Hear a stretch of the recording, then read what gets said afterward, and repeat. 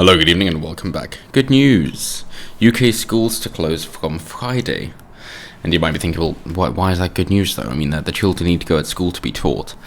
And, well, maybe they don't. If the parents have been taking an active role in their children's education, then they'll understand at what stage they are, what they need to be learning, and we'll be able to help them out from home, given that businesses are closing down or at least suspending activities as well, which means there can be more family time together. Children are nearly as affected as older people, so they're saying that if you need to have someone to take care of your children, don't let it be the grandparents if you're still working. So essentially just balance your work-life balance better so that you actually have time for your children as well. And this will give time for people to reflect on what it is that they're doing and decide if they still want to do it.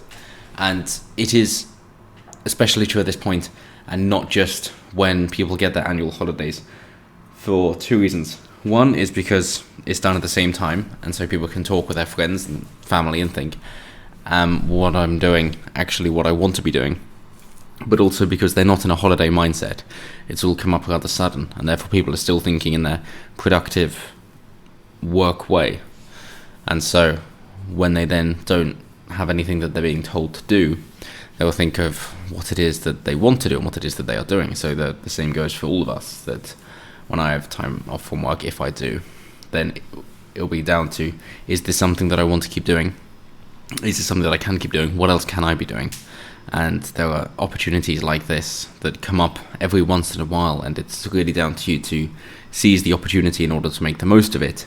And of course there will be new business opportunities like delivery drivers if you want a job. Otherwise you can do any sort of door-to-door deliveries yourself of whatever service you wish to offer, or do things online if the broadband networks can take it, of course, and if the mobile coverage doesn't go down again, then you'll be able to do that. And so it's a time to build up your community. Of course it's difficult with face-to-face, but if you're at somebody's door, then they'll more than likely at least listen to you, and if you can give them details to find more online, then you can easily drum up business that way. So for anyone who's not normally a fan of cold calling and door-to-door sales, now might be the time to actually drum up your interest by talking to individuals.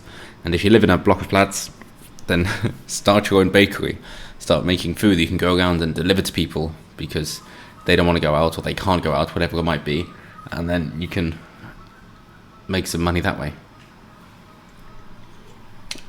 Good luck getting people to keep everything cash in hand though, so it'll be Venmo, and then you got to create your own VAT number and all that good stuff. So you'll have to work out the cost and benefits of the regulations yourself, but maybe you just decide to do it as favours. So yes, the schools to close from Friday. Schools in the UK are to shut from Friday until further notice as a response to the coronavirus pandemic. This, of course, means that they won't be having their annual exams. Will this extend the same to universities as well? Will people not be able to graduate this year? The army recruitment has also been hit heavily because of it, so they are having to go back to their reserves of sorts. But because the children, of course, can't take their examinations in school unless they find a workaround to it or decide, well, actually, yes, they will go ahead, it throws into disarray that, okay, how will you know what high school you're going to get into? How will you know what sixth form you're going to get into? How will you know what university you're going to get into? How will you know what university grade you've got? How long should we delay it? Should at this point we just say, well, you took mocks in December and you knew that if for whatever reason you couldn't take the examinations in the summer, then you would be using those results instead. Should we just go back to doing that, seeing as that was kind of the largely unspoken rule about taking the mock papers in the winter or autumn, that is what they would be then used for? They're saying no. They're saying these academic year's exams will not go ahead in England and Wales. Decisions are due to be made in Scotland and Northern Ireland. It came as UK deaths reached 104 after a further 32 people died in England. Confirmed cases in the UK rose to 2,626 on Wednesday from 1,950 on Tuesday. There have been 56,000 tests carried out in the UK for COVID-19, of which 54,000 were confirmed negative. Good. And the government says it plans to more than double the number of tests being carried out in England to 25,000 a day. Of course, if somebody gets tested and turns out to be negative, it doesn't mean that they're not going to get it. So at that point, you can't discount them from people who then need to be tested, because they might need to be tested at a later date, unfortunately.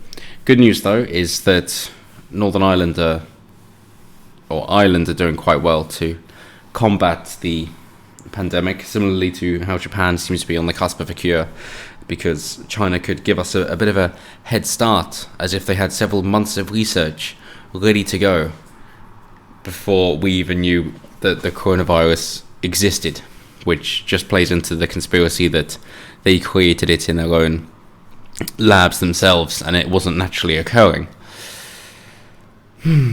So Scotland and Wales earlier said schools would close from Friday, while schools in Northern Ireland will close to pupils today and to staff on 23rd of March. Questions have been asked about why the government had not moved to shut schools until now. On Monday, Boris announced a series of new key measures to target the number of coronavirus cases after scientific modelling showed the UK was on course for a catastrophic epidemic. So you've still got time to short the FTSE, should you wish. Seeing as the pound is at its worst point against the dollar since 1985, I believe, then there were so many shorting opportunities still, should you wish to take them, as we're going to be going down as well. But even with the £330 billion stimulus package and America suggesting that they're going to be putting in $1 trillion, the economy is still going to be hit heavily, of course, that it's just trying to elongate it for a little bit longer, and hopefully it'll be done more in the form of loans to then be paid back at some point. But dropping the tax out, of course, would help boost the economy. That means then the government can't do much, which means individual citizens have to do their bit. But that happens in America, of course. They've got FEMA for their disaster relief, but they also have more privatized, faith-based, as it happens, organizations that go out to help people after natural disasters, like hurricanes or earthquakes, for example. And they are far more effective than things like FEMA. So there are definitely many opportunities for private businesses to come up and take the strain off the government, if you will, and find a better way to help out their communities. And then all being well, the government won't take control of it again, or people will realise that the private citizens who aren't being bought out and bribed like politicians are actually doing a better job for the people, and so they won't want it to go back to government control. But good luck with that. So some schools will still be in for the for pupils who need it. What they say, the National Association of Head Teachers General Secretary Paul Whiteman said the government has changed what it expects schools to do. They are to offer reduced access in order to prioritise the needs of the most vulnerable young people and the children of key workers. He added there were many complicated issues to address as a result of the announcement, and the focus would be assisting heads with this enormous task and making it work on the ground. Great innuendos there. So it's not shut off to everybody. People have been taking their children off school quite a lot recently anyway, so it was just a matter of course to say, well, it's not really worthwhile. And so essentially it's just trying to lay off targeting people for making money from them. This is where savings really come into hand, and your community hopefully is more understanding, as long as you actually know who your neighbours are and know who is in your community, then they'll be able to help. So the other bullet points: the government is bringing forward emergency legislation to protect private renters from eviction after being urged to do more for them. So if you haven't got savings, then don't worry, they're going to help you out to delay payment for some time at least. As I said, the pound has fallen to its lowest level against the dollar since 1985. UK supermarkets brought in strict limits on purchases, so it's rationing again, just like wartime. European Union countries have begun turning away travellers from outside the bloc. Yep, they actually decide that borders are a necessity. Thank you, Ursula. Share prices fell in Europe and Asia as stimulus packages failed to reassure markets. Well, of course, because if it's from top down and not bottom up, then there isn't going to be any faith in the markets that they are what they seem to be, so people won't care. The World Health Organization said Southeast Asian countries must act now to tackle the virus. Well, yeah, everybody must. More than 200,000 cases worldwide and more than 80,000 people have died. Okay, 4% fatality, that is disturbingly high, but still manageable. And in places where they have non-dictatorial governments who will crack down on anybody speaking out, and actually free and open dialogue and better medicine, then of course it'll be lower than that. But in underdeveloped countries, it's going to run rampant through them, hence why Ebola was such an issue in Africa where it originated. Yes, the Ebola virus, named after a river. That must be racist. Like the Wu flu. Yes. And that, of course, didn't affect the developed world as much. So if you've got a virus like this affecting the developed world so much, then it's going to ripple right through the underdeveloped countries. Princess Beatrice, great, good for her. She's not getting married, great. Britons and Spain are being urged by the Foreign Office to return to the UK before 24th of March when all Spanish hotels close, which does mean that flights are cheaper because, hey, supply and demand. Scottish Government confirmed it no longer planning to hold an independence referendum this year due to the pandemic. So when other countries are closing their borders, Scotland says, keep them open. At least to us. The BBC puts filming of EastEnders on hold and Glastonbury Festival is postponed. Yeah, so just no gatherings of people. Eurovision's been cancelled because it was in the Netherlands.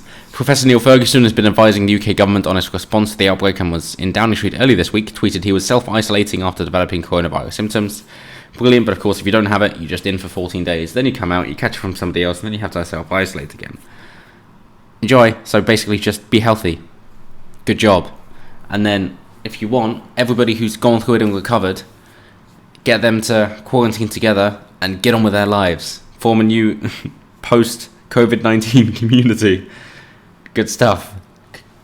Unless it mutates again, in which case you're going to get it again. Best of luck.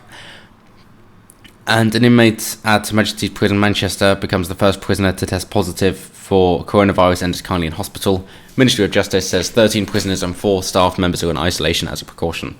That's why Iran has freed several thousands, if not tens of thousands of prisoners because of fears of coronavirus spreading through when they are that close together. So, yeah, stay clean, stay hygienic, stop spitting on people, basically.